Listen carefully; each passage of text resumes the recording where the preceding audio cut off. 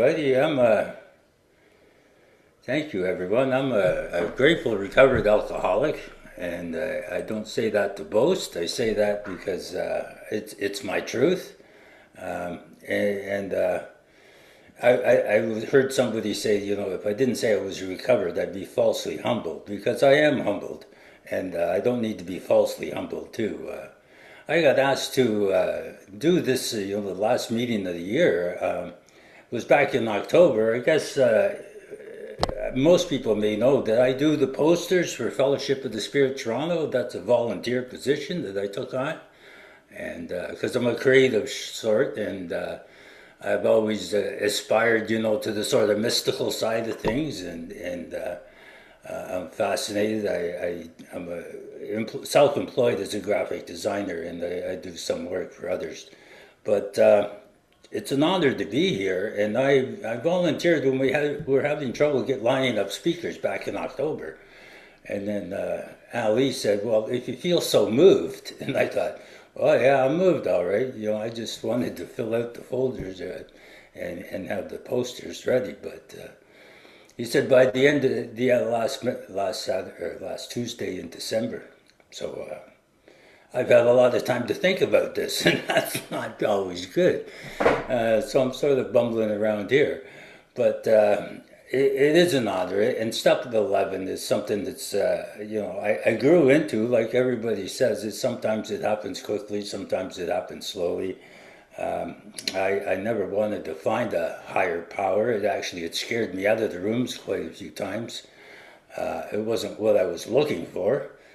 I was just looking for a way to get over a terrifying alcohol and drug problem, and I ended up in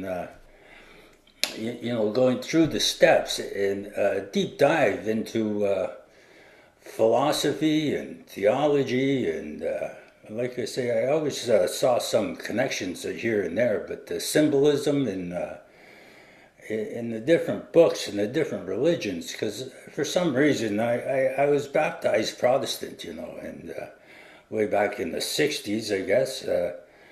I'm from Toronto. I grew up in a blue-collar household, 4 men, and my mom. I come by my drinking honestly, because I had a Scottish dad and an Irish mom, and part of me wanted to drink, and the other half didn't want to pay for it, and that was a joke I picked up in the rooms. This had been hanging around for quite some time. I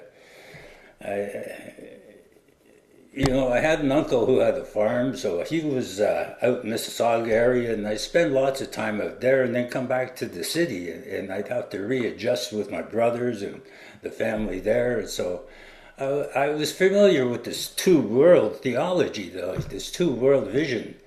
And, I started reading about that stuff. I had lots of time to read, and I enjoyed reading, and I enjoyed drawing, and I like nature, and I was right there with all the hippies and stuff, so I was influenced, by what was going on around me, the peace and love movement and everything, although I was sort of a half redneck, half rock and roller and traditional guy. I didn't fit in with the wild and crazy hippies, and although I was fascinated by the music, and I really did like country music, but again, I was too afraid to tell people that, because I wanted to fit in wherever I went, so I would be whatever you wanted me to be, and I became good at that, and I sort of shoved myself down inside of me, and just, whenever which way the wind blew. Anyway, I did find drinking, and amongst all the other substances I tried, drinking was the one that brought me to my knees, literally. And to get on with that was that by the time I was 36, I was, ready to die, and I was told to go find help, or I was going to lose another job. I'd already crashed cars. My dad was dead. People were starting to get very sick around me, because life goes on, and we always worked hard, played hard, and drank harder, and the thing was that I come to the end, and I needed a change, and I had gone through relationships, and like I say, I was losing another job, so I walked into the AA rooms in Scarborough, and I found there a good bunch of fellows. You know, it seemed like a good organization. It seemed helpful. I got right into the literature, and I read it. I started going to closed meetings, and it just seemed like everybody was theorizing. I mean, it's a common story I hear now. You know, that the message of the big book was not being carried very effectively back then. Now, I always blamed I blamed the groups for not helping me enough, but I mean, you know, it was like I was the one who was separating myself. I ended up outside the rooms, smoking cigarettes and talking with the people who were like sort of middle of the road and not coming in, not setting up meetings. I never got in the middle of it, so I probably caused my whole problem. And I think it caused my whole problem all the time. I've come to realize. So I stayed sober for 6 years, from 1994 till 2000, 2001. Almost made 7 years, but the Twin Towers gave me a good excuse to go back out when the world sort of stopped, and I did that because of a lot of different reasons.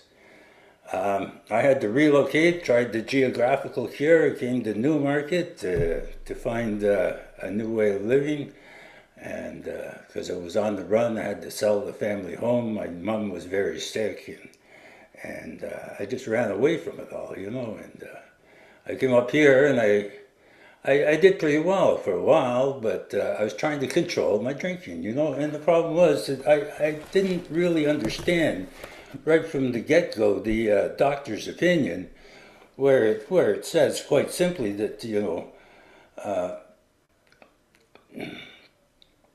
we who have suffered alcoholic torture must believe that the body of the alcoholic is quite as abnormal as his mind. You know, it's like simple that I have to buy into this and I have to make it work. It's like anything else. I really have to put out the effort and believe a few things. I must believe this, you know. And I was hearing stories like, oh, everything's just a suggestion, and yeah, it was good fun, but I was having trouble getting a clear message. And up here outside of Toronto, it was you know, kind of rural, and the AA didn't gel with me too well. I met a lovely lady, an Al-Anon, who put up with me, and I didn't tell her I was a drinker and I couldn't control it, or that I was obsessive about it. And she soon found that out and went into Al-Anon. I'm getting to the point here where what really convinced me, you know, I always thought in the back of my mind, I had a lurking notion that I was just the heavy drinker. You know, on page 20, it talks about, you know, the three different types of drinkers, and I wanted to class myself. I didn't want to get into being the real Dr. Jekyll and Mr. Hyde, although I did identify with that, you know. It was the problem was that once I started, I couldn't stop, and I knew that one was too many, 100 was not enough. You know, the moderate drinkers have little trouble giving it up entirely if they have good reason. The hard drinkers, they may struggle, but if it's a sufficiently strong reason, ill health, falling in love, changing of environment, and when, you know, a doctor becomes operative, they can quit. And then I just didn't want to jump. I didn't want to classify myself. It's my whole world was built around drinking, and that was my whole persona. I didn't know there was anything else because it enabled me just to be like the wind and go where I pleased and do what I wanted. You know, I was very entitled, I guess, but I was also very subjective to what was going on around me. I mean, I was opinionated, but I was just surviving. I wasn't really enjoying life. I didn't feel like, you know, all the bedevilments, I had them all. I didn't feel useful. You know, I felt like I was running from something. And it was me, you know. So the geographical cure, of course, didn't work until I developed oral cancer. And this was brought on by myself, the drinking, And smoking, the doctors told me, when they diagnosed me, and I tried to hide that for a while, of course, and it got bad. But the dentist found it. I had like a pimple on the floor of my mouth, and they told me if I didn't quit drinking and using, it was going to get worse. Like drinking and smoking cigarettes and everything, because I had been a chain smoker all my life, and anything else I could get a paper around. But man, it was like an iceberg in the bottom of my mouth, and it came down into my jaw, and so I had stage 4 cancer by the time it was detected, and I went through a period of denial, and then a period of like the mourning for the whole. I was just dying, and I knew it, but the health system is good when it works, and when I cooperate with it. I mean, that's the whole point. It's just to abandon myself to the whole system. And I went to Sunnybrook, and I had a bunch of that's the hospital in downtown Toronto, and they have a cancer clinic there, and the doctors cut it out, and I lost a lot of the remaining teeth I had, which was terrible, and I went back into AA for 3 months, and I was doing pretty good. I was searching for an answer. Now, I knew there was an answer in this book, and I knew it was a spiritual solution, but I was still too afraid of what people would think of me. And it's still people, they didn't talk openly about God. There was not, it wasn't being shouted from the rooftops, put it that way. And so finally I met a guy who said, "Doug, you're computer savvy." And I went back to school during those 6 years. I was clean and sober, and I was able to it was not time wasted. I was not wasted. I used the time productively. I got, I thought I was getting healthy, and my mind was getting straight. It was not enlarging my spiritual life, though, at all. Like, I failed to do that part, but I did feel up on a little bit of knowledge and stuff like that. And then this one guy, he told me that I could go online and download speaker tapes and recordings and stuff. And I had heard of them, but I didn't listen to any. And of course, once I got into that, and I was in recovery now, but in 3 months, the cancer came back. And I had to have an even more serious operation.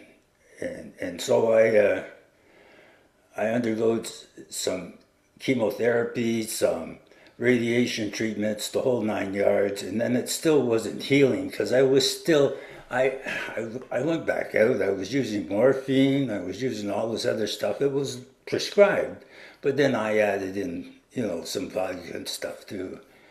So this is my story. I'm going to get to the spiritual connection here, but this is important, that this is where I classified myself. Because once I finally got over all of that stuff, and the bariatric treatments, the oxygen treatments that made my mouth heal up again, because it was, it wasn't healing, I cleaned myself up for that. And then as soon as it started to heal, I went back out again. So clearly, when it talks about the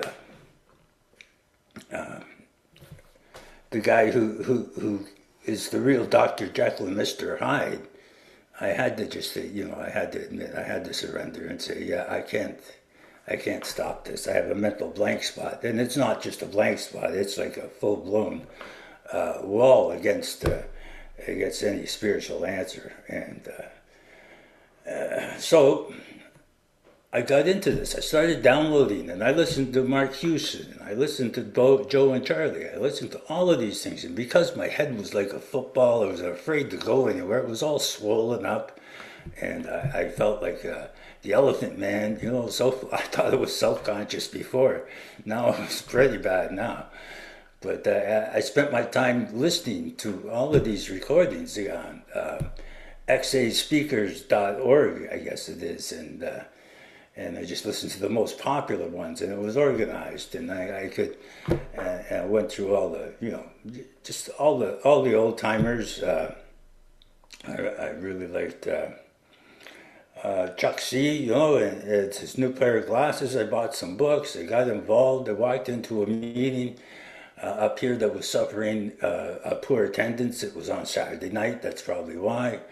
And I got a sponsor, and it was tough to get a sponsor because I never wanted to ask anybody for help. And nobody seemed to want to help me because, well, maybe because I didn't ask enough, I guess. But, you know, it's always I look back on it now and laugh.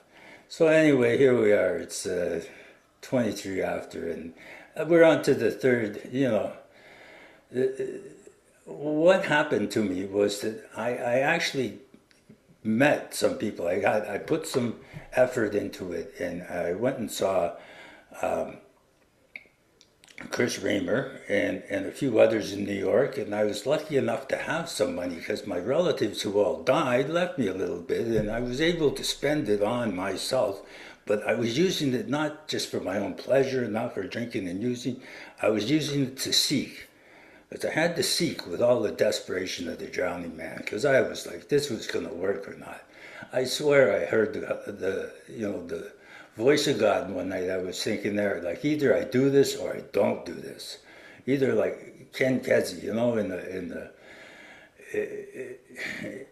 back in the 60s, there was a thing about, you know, you're either on the bus or you're off the bus, you know, you're in or you're out, and that's it.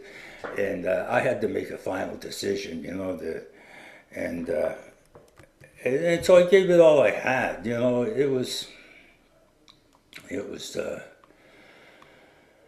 an effort that had to be sustained, and I knew that. So I traveled around and I listened. I kept listening to everything. I got involved.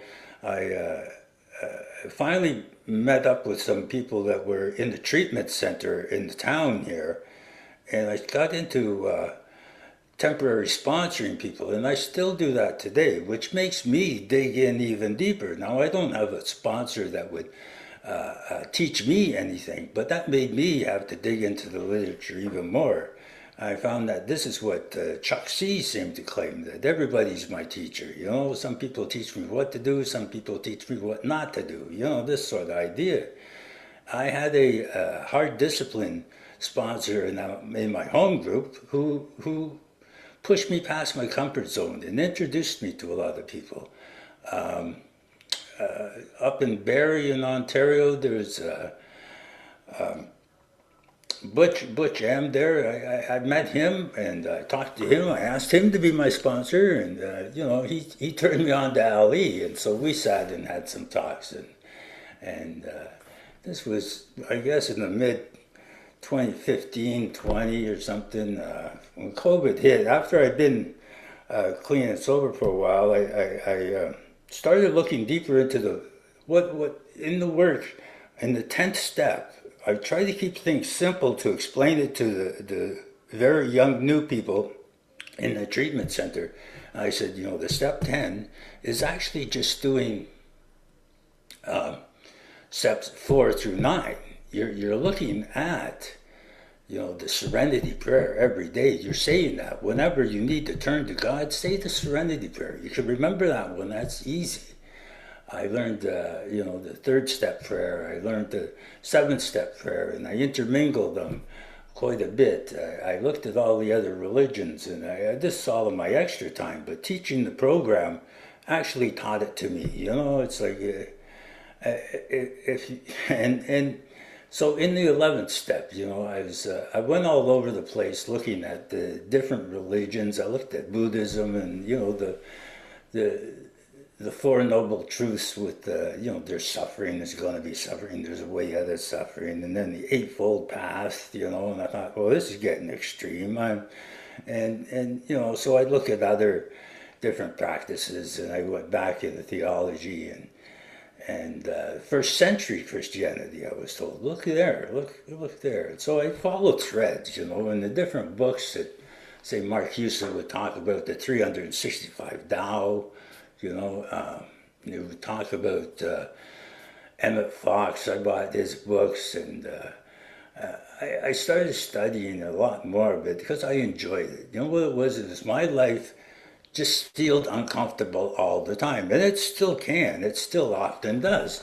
But when I read some spiritual literature, it gives me comfort knowing that, the Stoic practices alone, going back to, Marcus Aurelius and those Greek philosophers, they show me, that unexamined life is not worth living. That's what Socrates said, and I'm really getting into this stuff. I find that on YouTube in 2020, there was all sorts of stuff on there. The Symbolic World with this French-Canadian guy, Jean Pajot. And Jordan Peterson started introducing me to the Bible studies. He's got a lot on philosophy, and he's in a lot of psychiatry. He's doing the psychoanalytic rendition of the Bible and such. So I start to see how everything fits together in this world, how this unity idea is really something. So when I look back on my life, like everything happened in an order that I was resisting all the way. So no matter what I did, I was always going to make life difficult for myself because I didn't see the beauty in things. I didn't see the good. I could only see the really crummy side of life, and it's easy to see. The more I look at that, the more I get, restless, irritable, discontent. But I understand that the symbol for AA, I get a resentment because they take it out in the third edition, and it's your body, mind, and spirit. It's your body would line up with the unity of the triangle, and your mind is recovery, and then the spirit would be service. And this is how it lines up, and that's also an irritable body, a restless body, an irritable mind, and a discontent spirit, right? And so you start to see that there's threes and stuff in threes and the Trinity and the trilogy, starting to see, wow, wait a minute, there's a lot going on with numerology. I'm looking all over the place. So anyway, back to the disciplines. Showing the new guys, saying the Serenity Prayer. This is what I started to do early. And then at night, when I do my nightly review, I would, how many times did I say the Serenity Prayer today? Right? And where was I? What was I doing? Why did I say it? Right? And I start to analyze it. I'm doing this stuff. And I say, well, I can improve. And then I can sleep with a clear conscience. In the morning, I start to look at, what do I got to do today? And then just ask God. Then when I actually got into the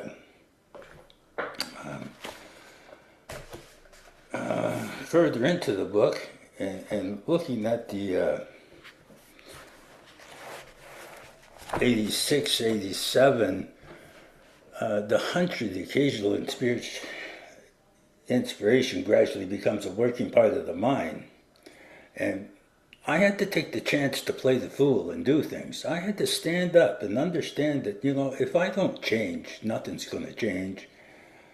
And so I start talking about God, and I start talking about how I found my way to Christianity. And I start getting, because I'm verbalizing it. So in 2022, what happens to me? 10 years sober now from 2012 was when I finally had my first message from God that, Doug, we're going to cut tongue out again if you don't start speaking, right? Because they sewed that back in, and that was a miracle in itself, a medical miracle of science.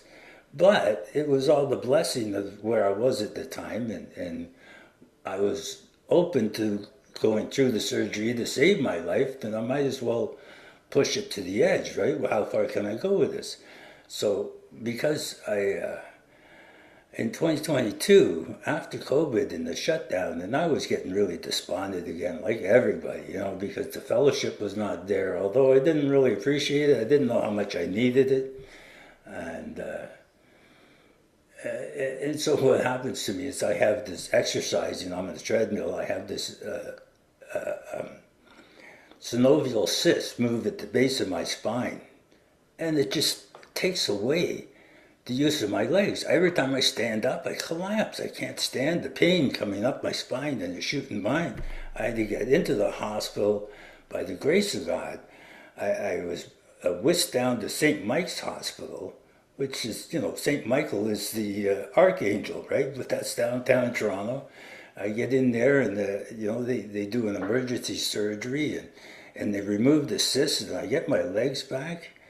I had to be very humble and go to St. John's Rehab, which is down just north Toronto. And again, the name, these places, they have little chapels in them. And I was sitting in there. They were encouraging me to do that. Then I was praying and such. It was then when I started to pray on my knees. See, I wouldn't humble myself on my knees. I just lay back and try to use the associations in my mind to move different things like a jigsaw puzzle into place when I'm designing posters and such. Or maybe this piece would fit here and this would fit here. And then I pay attention to the landscape, what's going on around me, and things would just come in and they would fit because I have this thought in my mind of what I was trying to design, and I just let it flow with whatever God was putting in front of me, and I'd be able to make use of it. Sometimes it looks stupid, but that's what it says. Sometimes you're going to make. You're not going to be inspired at all times. You might pay for that presumption with all sorts of absurd actions and ideas. And of course I do, but I'm willing to do that because I know I'm trying to tap into this divine power. And I'm nowhere near God. That was the first thing I had to learn, that it doesn't matter who I think God is. I just have to understand it's not me. I'm not God. That's what it says on page 62. That's the whole thing. My problem is I think I'm playing God all the time. I got to stop doing that.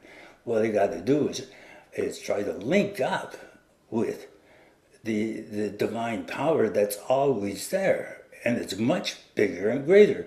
Because I start looking at, the prose and such that we read, nobody pays much attention to, but I'm printing up copies for different groups now and passing them around.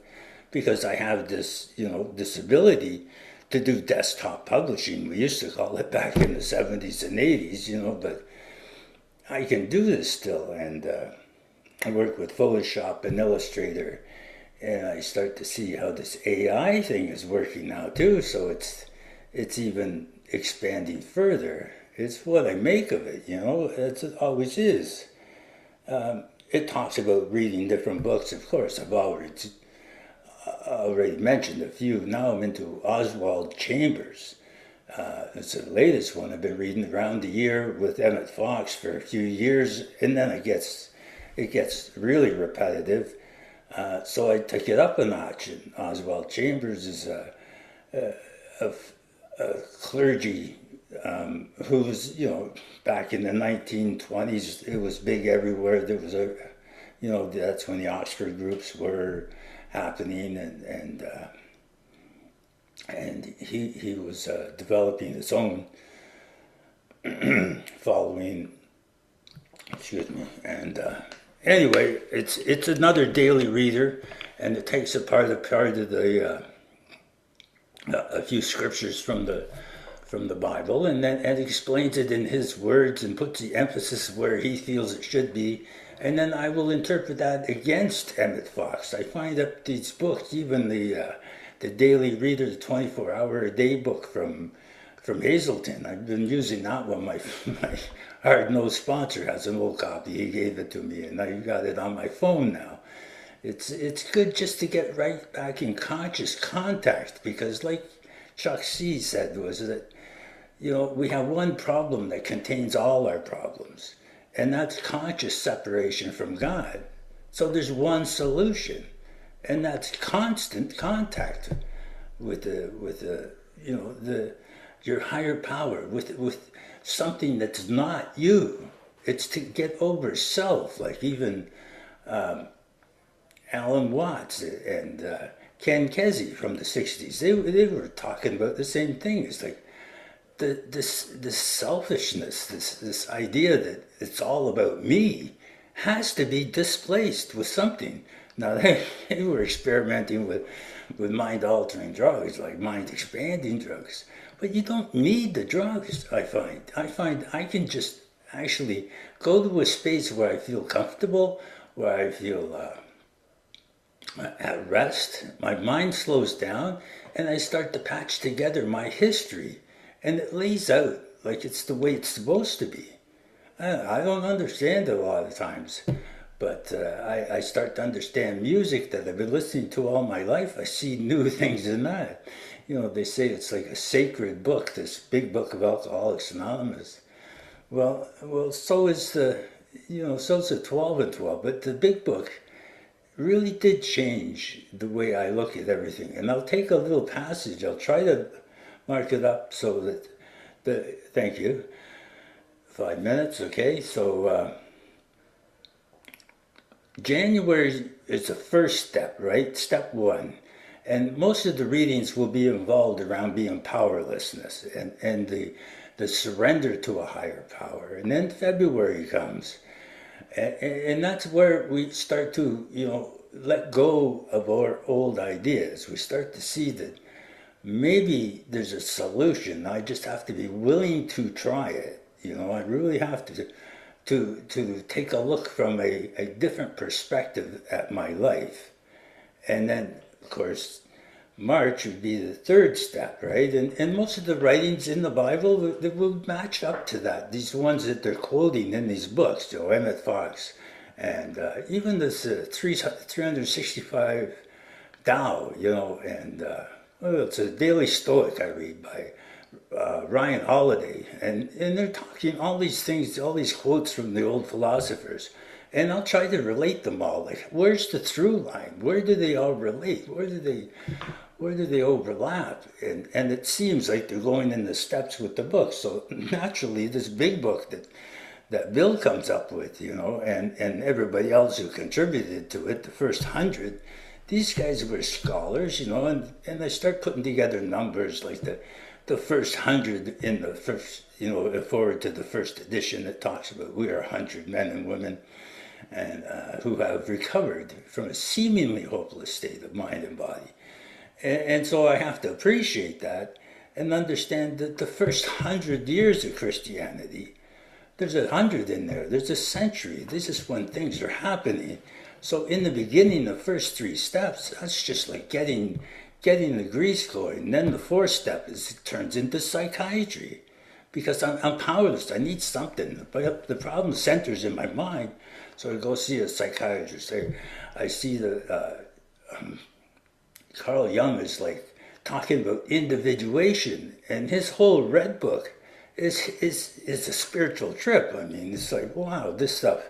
And it's all online. I mean, there's connections. I saw all of that stuff while I was, exercising and watching YouTube on TV, and I'm getting really quickening. It's like a quickening to be rebirthed, and I start to see how, the 3, again with the 3, the resentments is in my mind, the fear is my spirit. It's a broken spirit.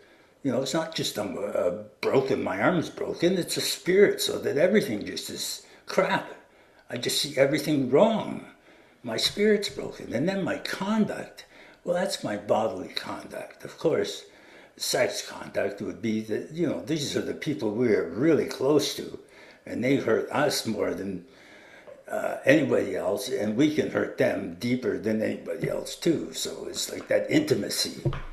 Then I see 5 when I start to get into communion with somebody and open up, and the honesty and try to integrate, integrity, to try and integrate into something.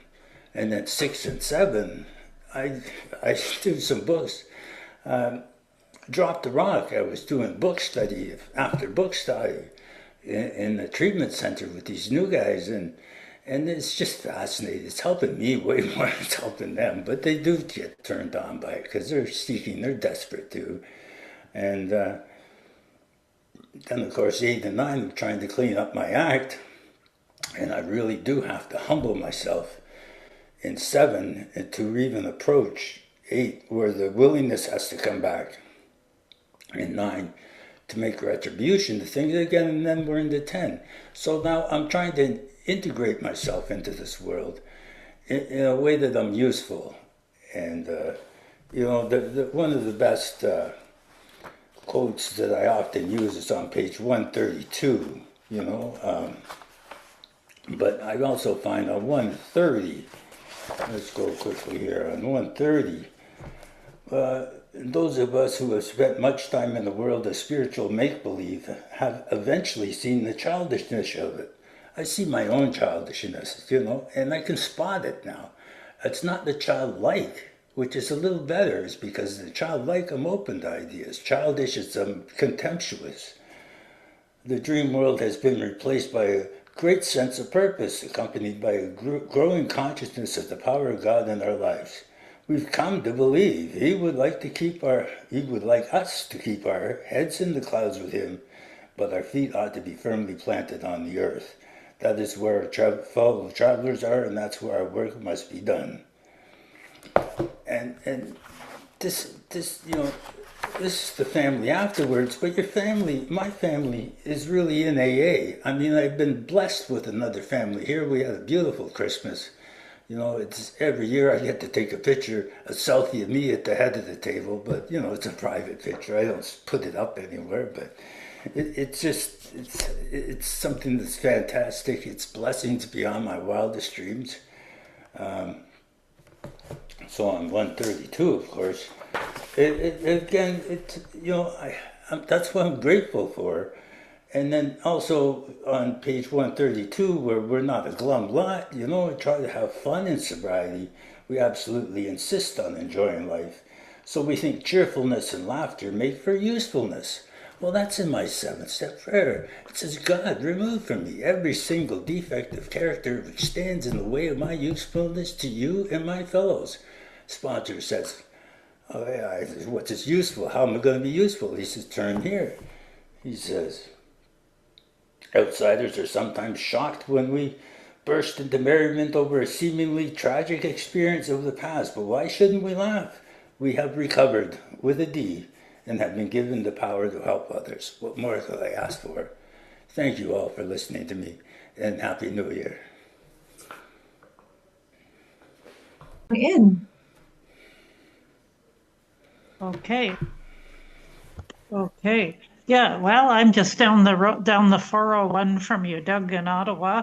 And my question is this, what you said about conscious separation from God, if you could maybe elaborate on that a little bit more. And the other thing that struck me, maybe you could elaborate, you read from page 130, it's talking about God. He would like us to keep our head in the clouds with Him, but our feet must be planted firmly on earth. That sounds like a step 11 stuff to me. Thank you, Doug. Yes, thank you, Diane. Yeah, we're neighbors. Beauty, eh? So, yeah, the conscious separation. That is really from the, you know, it's under the book A New Pair of Glasses by Chuck C. If you've ever read that book, and it was something he was fond of saying, and it is really all my perspective. You know, it's that I have to. It's up to me to become willing to look at it from your point of view before I place judgment on anything. I can discern, but you know, it's like my conscious separation is my self-centeredness. I want to appear useful. I want to appear compassionate. I want you to like me, right? And I don't want to run the chance that you're going to fight with me, because I'm threatened by the world and all its people when I first come in completely. And then I have to understand that that's me that's feeling that way. That's my self-consciousness. That's my shyness. That's my pretending that I'm not entitled to be in this world. So the God consciousness tells me, no, I am a child of God. I'm just as good as anybody. I'm maybe not the best, but I'm certainly not the worst. And I can just be, you know, right size. So thank you for that question. That's nice for clarity. Thank you for that lovely answer, Doug. John, you're up next. Come on in. Hey, John, alcoholic. Thank you, Doug. And I just love listening to you. And I love what you said. It's in the seeking. It's in the seeking. And during the pandemic, I was introduced to this group by the guy Sir William, and I've been coming for years. I never said nothing, but I've gotten so many ideas of different authors to read. But I started with Thomas Merton, you know, and then Henry Drummond, Emmett Fox, the other guy, what guy, his name. There's so many authors, but learning to walk with this spirit, this power, like the discernment of when God speaks to you, is a whole new way of life. It's not my life. I don't understand it. And you will at such peace. And the other book I was talking about was Abundant Living by Stanley Soren. You know, I read that and I have these daily things. And I was told that the big book is spiritual kindergarten. If you really want to know what's about, delve into these other authors. That's what I was told by an old timer. And I've been doing that. And it's amazing to see the power. And that power is evident in your life, being diagnosed with stage 4 cancer. And I've seen that with guys I've sponsored, outside Sloan and stage 4 lung cancer. And they lived 25 years. Yeah. We went in church, got on our knees, because this is the mind. I don't understand it, but what I will say, what you called me is when you said you had to figure, you had to start sharing what you've been given, and that's what I figured. That's what my God told me. I better start sharing this gift He's been given to me. And like you said, it starts with the Serenity Prayer, the 7-step prayer, and the 11-step prayer, and then we go into the 12-step. And I just want to thank you. I really enjoyed listening to you, and there's a piece about you. Oh, thank you very much. Yes, God bless. Yeah. Thank I you so agree. much. It's a kindergarten for sure, but we're children and we're belligerent children. It talks about the belligerent one in the 12 and 12. Well, I definitely identify with that. But so I should have like 29 years sobriety if I had stayed in since the 1990s. But as it is, I'm only 14, so I'm like a teenager. I think your age aligns with your sobriety date. So at 1 year you're really just completely hopeless and helpless. At 2 you become terrible twos, and then as the story goes, when you get into your middle teens and stuff, you become obstinate and know-it-all and such. And I just barely getting out of that stage, but the humility and gratefulness. It's really what trying to make myself useful. That brings the comfort to know that there is a purpose for it all. Because it's easy to go the other way and think of what's it all about, right? So thank you very much, John. Yeah, I'm glad you seem to be well on your way. You're doing good too. So you found the right place here, and hope to see you in the spring when we have our in-person meeting down in Toronto. It's always a blast. Thank you. Thank you. Thanks, Doug. Thanks, John. Shalita, come on in. Hi, Doug. Thank you for your qualifications. Um, I'm really having a great time with my conscious contact with my higher power. I feel really open to him and everything. But my question is, what do you do? How do you handle physical loneliness? Because they say in AA, I'm never alone, and I believe that. But I'm trying to. I'm wondering how I can handle this physical loneliness that I'm going through. That's a good question. I mean, physical. I go to meetings every night. I mean, this is the one night of the week I'm online. It was before I was, but I mean, I'm involved in the treatment center, meeting face to face with people. I have developed friendships in the fellowship that are just amazing, and it's like it's up to me. It was hard when I first started talking to people, but the hard-nosed sponsor, he says, you're the greeter tonight. Just go up there and start greeting people and smile. and it doesn't matter what you say. It doesn't matter whatever. Just, smile and say, welcome to the group. You're no longer alone. And then, this wears on me, and I start to realize that, I am no longer alone because all these people know who I am. And then when I get afforded the chance to tell my story, it's an honor. And then I feel people know me better. It's like listening to tapes of people and recordings. I get a bond. It's maybe not physical, but sometimes I've sought deeper. I've gone out and made a point to travel and meet some of these circuit speakers and just shake their hand and say thank you. And that's makes me feel like I'm part of this great fellowship and program. Thank you. Hope that helps. It's a great answer, Doug. One that is very easy to forget for me. So thank you for the reminder. I needed to hear that. Thanks for asking, Shalita. I don't see any other hands up. So if anyone has questions, we do have a few moments left, but I'm going to sneak in with a question of my own while you're all thinking of how to phrase yours.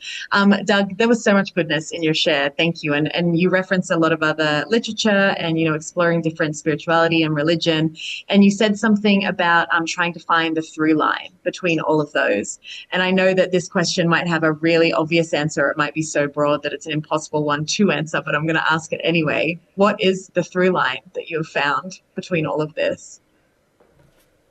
Well, there's always like certain statements will have a common principle, and I look for that. It's like they'll have a theme. They'll be talking about courage in different parts, and the through line is really a connection between the imagination that I have. It's the divine. It's trying to hook up the divine spark in me with the shining brightness that would be God. If you think of Plato's theory of the forms, it's like he comes down to where trees are trees, but when I think of a tree, it's not really just a triangle anymore, but it does resemble one. But the goodness in it, I can imagine why it's there. It's so the place for the birds to live in, shade for the other creatures.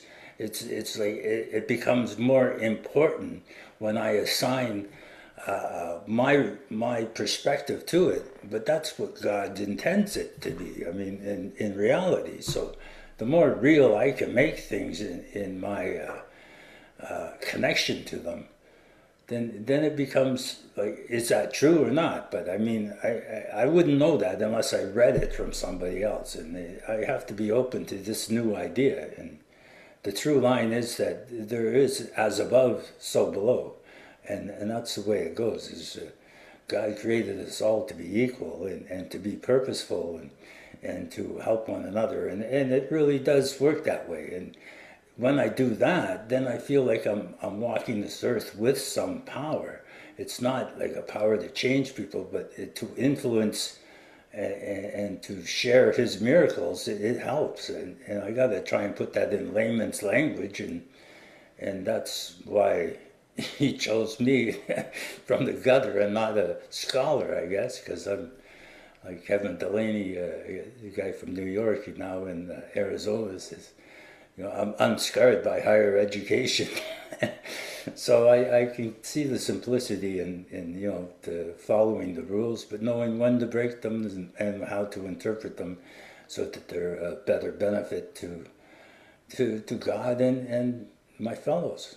So that's what I try to do. I mean, and I'm not afraid to make mistakes because he's all forgiving too, right? So if I can forgive myself, then I'm able to to welcome his forgiveness too. So thank you.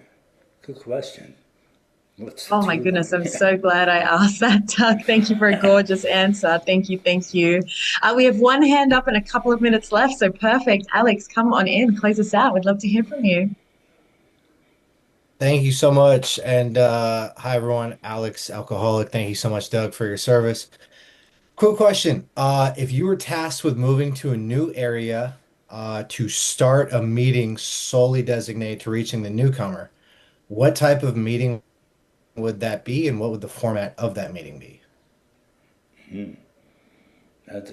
Well, I guess it would have to always try to tailor it to the people. Like when I try and help newcomers, I always want to know where are you with God? Like, do you have like a real solid no, I'm not going there, or is it the psychology behind it? It's just like, where are you in the, why won't you stop drinking?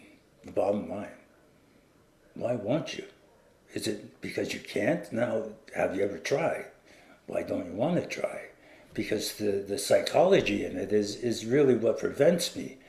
Because, I feel threatened by the world. So you want to find out why people don't want to improve themselves, why they're stuck where they are.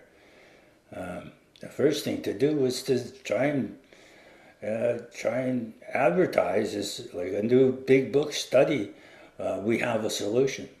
There is a solution, and maybe the part from page, I think it's 18 in the big book, which is actually our pamphlet. There is a solution. Is chapter 2, and then and chapter or page 17, 18, 19. Where are we here?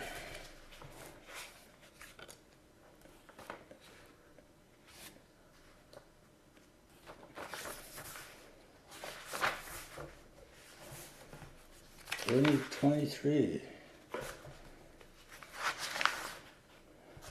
Sorry, 25. It says, there is a solution. Almost none of us like the self-searching, and then explain that self-assessment is the psychological part, the individuation, the leveling of our pride. That's like, what do you got to lose?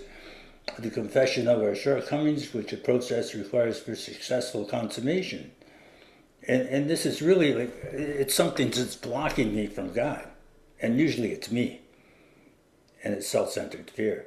So how do you get that across to people? Well, you have to have a field of where they are. Why are they hiding? And I don't know, that's a tough question. I feel just go and start telling people that you're recovered. There is an answer. People are going to hate you, but they didn't like Jesus either. This is the way it is.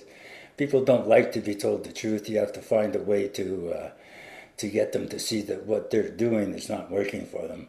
Because that's what I had to see. And then I had to see that it's easier to start running towards the light than it is running from the dark.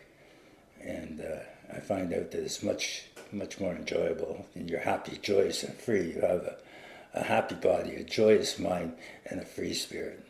Thank you very much. That's a great question. Thank you so much, Doug. That is a beautiful way to wrap us out for the meeting and for the year. And I'm going to pass the mic back to my friend John. Thanks so much, Lauren.